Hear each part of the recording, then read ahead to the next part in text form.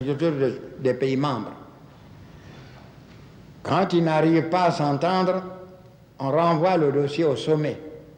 Et là, par une volonté commune de préserver l'organisation, on impose un compromis acceptable pour les uns et les autres. Nous aussi, nous avons signé des conventions avec eux. Je prends le cas du cacao, et cela est valable pour le café, cela est valable pour les autres matières premières, mais parlons aujourd'hui de produits agricoles. Chaque année, nous avons à discuter avec eux pour le prix du cacao. Nous leur posons d'abord une question préalable. Le coût de la production. Il nous faut 4-5 ans pour faire produire du cacao. Est-ce qu'on peut concevoir l'établissement d'un prix agricole en Europe, en France, en Europe, sans tenir compte du coût de la production? Ils refusent de considérer cela. Bien, nous ne pouvons pas consommer le cacao. Nous sommes obligés de vendre. Demain, peut-être, nos enfants le transformeront, mais nous n'en sommes pas là. Nous discutons des prix avec des experts. Jamais avec des ministres. Nos ministres vont discuter avec des experts. Et je connais l'ONU. C'est la même position. Les ambassadeurs de l'ONU reçoivent des instructions de leurs gouvernements respectifs pour telle position. Soyez un brillant orateur, on applaudira, mais ça ne changera rien. On votera selon les instructions reçues. Eh bien, c'est la même chose avec les experts. Ils reçoivent des ordres.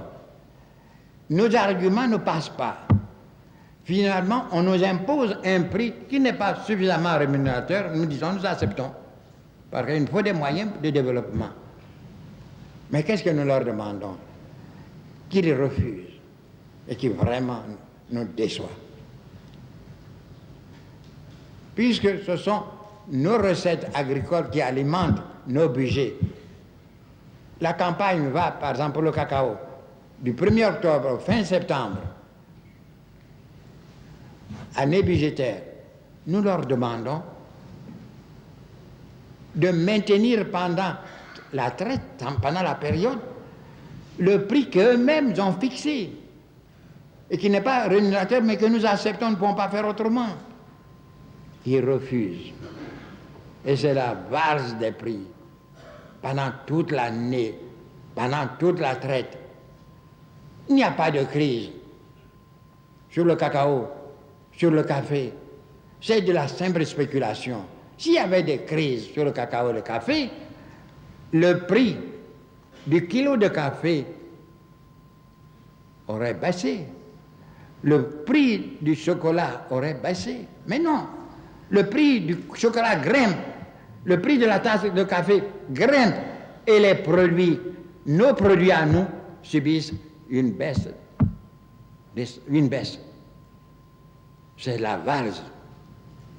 J'ai eu à m'entretenir avec des grands responsables et je suis arrivé à ce résultat. Que ça ne dépend ni des Américains, des responsables américains, ni des responsables européens, puisque le contact que j'ai eu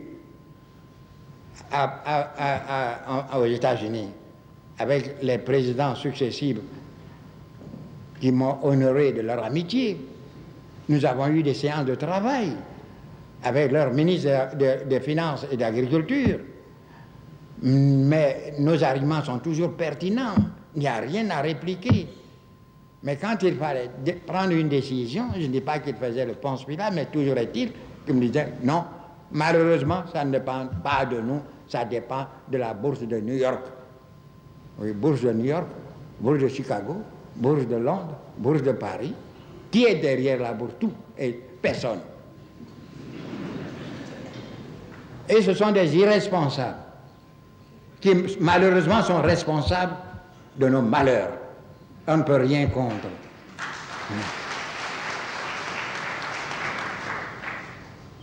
On joue, c'est une question d'évolution de mentalité. Ça n'a pas changé. On joue aux cartes, on joue au casino, on joue au champ de course, on joue même la bataille de coq et la cour des escargots. C'est une mentalité. Alors que faire? J'ai dit, tant que l'esprit de spéculation présidera à nos échanges, que cet esprit échappera dans son contrôle aux responsables des pays nord, il n'y aura rien à attendre des conférences nord-sud. Il n'y aura rien à attendre. Il faut que nous armions beaucoup de patience. Il faut travailler, mes frères africains. Il faut produire davantage. Il faut amener petit à petit votre jeunesse à la science, à l'informatique.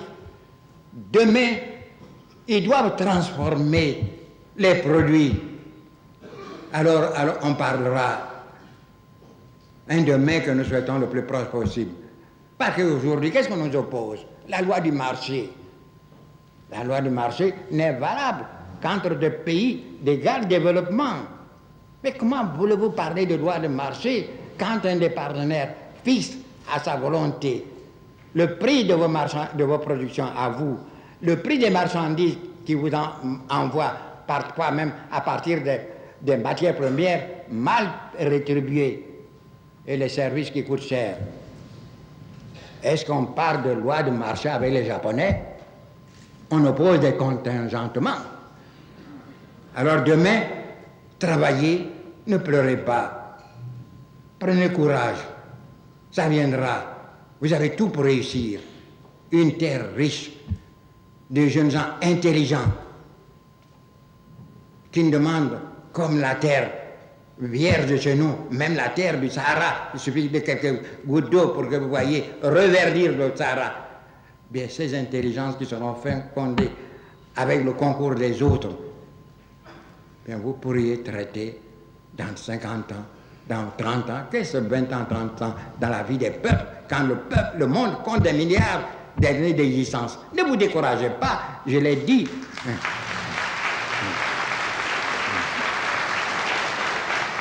Je le répète pour les journalistes, la vie c'est une course. Personne n'a encore atteint son plein développement et on ne juge pas au départ, mais à l'arrivée, personne n'est arrivé. Donc, allez, courez avec eux. Monsieur le Président. Monsieur le Président. Oui. Monsieur, agence de presse ghanéenne, s'il vous plaît. Je pense que l'une des possibilités de resserrer les relations entre les pays africains est par le sport. Tout récemment, il y a eu des incidents à Koumassi lors du match entre les Black Stars du Ghana. Attendez, il y a quelqu'un. Oui, je vous écoute. Ghana, au cours du match de football à Koumassi entre les Black Stars du Ghana et les éléphants de Côte d'Ivoire, il y a eu des craintes et on a dit que si on y prenait garde, les relations sportives entre le Ghana et la Côte d'Ivoire seront menacées. Est-ce que vous pourriez faire un commentaire à cet égard du président? Merci. Oui, merci. On a tout exagéré. Quand nous parlons de paix en Côte d'Ivoire, la paix est une et indivisible. Nous faisons la leçon, le ministre du Sport est là, la jeunesse du sport est là. Nous donnons des leçons à notre population, d'accueillir avec un esprit sportif tout ce qui joue ici en Côte d'Ivoire. On n'a jamais constaté des incidents. On applaudit les meilleurs joueurs. Si on construit les nôtres, c'est quand ils nous ont déçus. Mais c'est en parole. Jamais on peut dire qu'en Côte d'Ivoire, des sportifs venus d'ailleurs ont été malmenés. Ce n'est pas le cas ailleurs. On n'arrive pas. Je sais que même le Brésil, où Pelé était le roi du football, on compte des morts à chaque occasion. Le sport est une passion, et toute passion est aveugle. On avait vu les drames récemment en Belgique, avec les Anglais. Mais qu'est-ce qui s'est passé au Ghana? Au Ghana, nous devions un match à retour. Les Ivoiriens sont partis, les supporters du moins, ils ont débarqué à Kumasi, puisqu'on avait fermé le stade d'Accra à cause du mauvais comportement des Ghanéens. Ce n'est pas nous qui avons fermé cela.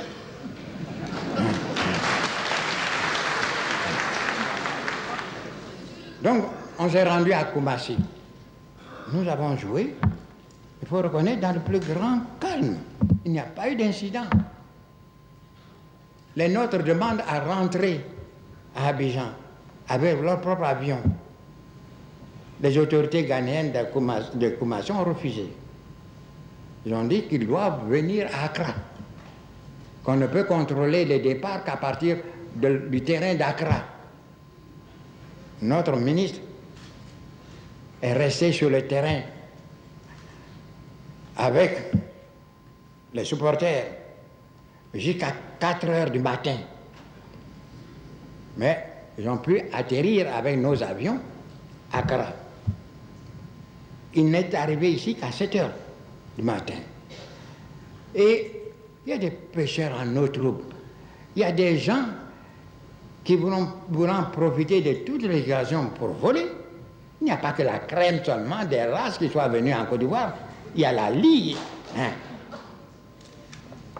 Ils ont tous dit qu'on a frappé notre ministre, qu'on a déchiré ceci ou cela. Et ça a suffi aux voleurs et non pas au peuple ivoirien. Le président, le ministre Polo Go arrive et prend le micro pour rassurer la population ivoirienne que ce sont des racontars, de pauvres gens qui veulent abuser de leur sentiment national, mais qui n'en est jamais rien eu. Il n'y a pas eu la moindre difficulté avec nos frères ghanéens, c'était vrai.